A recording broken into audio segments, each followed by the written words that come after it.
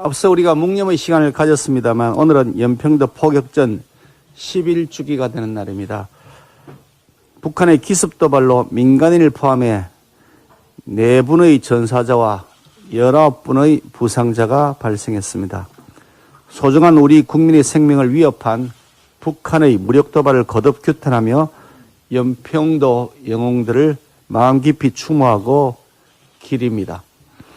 북한은 지금도 호시탐탐 대한민국의 영토, 영공, 영해를 위협하고 있지만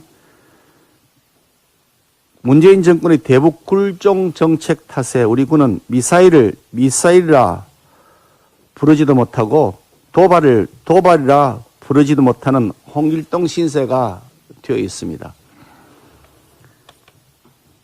민주당 이재명 후보는 연평도 영웅들 앞에서는 북한의 일방적 도발에 대해 용인하지 않겠다며 눈물까지 훔쳤다고 하지만 그 진정성을 전혀 느낄 수가 없습니다. 이재명 후보가 가장 가까운 우방인 미군을 점령군이라고 하고 한국이 일본에 합병된 이유는 미국이 승인했기 때문이라고 하는 등 왜곡된 역사인식으로 똘똘 뭉친 인물임을 국민들은 잘 알고 있기 때문입니다. 지난 5년간 위장평화쇼에 매몰돼 한미동맹을 방치하다시피 한 문재인 정권을 보며 노심초사했던 국민들은 문재인 정권 시즌2 문재인 의계인이 탄생하면 안보 불안이 더욱 가중될 것이라는 사실을 잘 알고 계십니다. 우리 국민의힘은 연평도 포격전 영웅들의 희생이 헛되지 않도록 내년 봄 정권 교체를 통해 튼튼한 안보, 강한 국방으로 국민 안전을 반드시 실현시켜 나가겠습니다.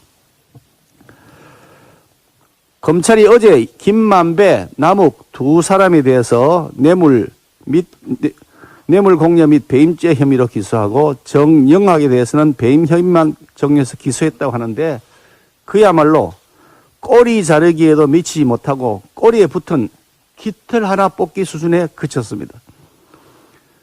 지난 한 달간 검찰이 수사를 한 것이 아니라 그냥 시간만 때웠다고 보입니다. 새롭게 드러난 사실은 없는 맹탕 수준으로 수사가 아예 몸통 근처에 접근조차 하지 않았습니다.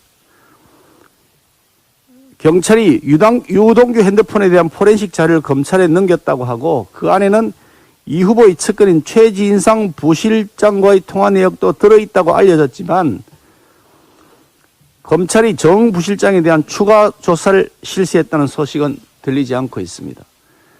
대장동 분양 대행업체가 남욱 등에게 건넨 43억 원이 성남시장 선거자금, 로비자금 등으로 쓰였다는 언론 보도나 권순일 전 대법관의 재판 거래 및 사후수뢰 의혹, 조직폭력배 자금 전달 의혹 등에 대한 수사는 아예 시작조차 하지 않은 것으로 보입니다.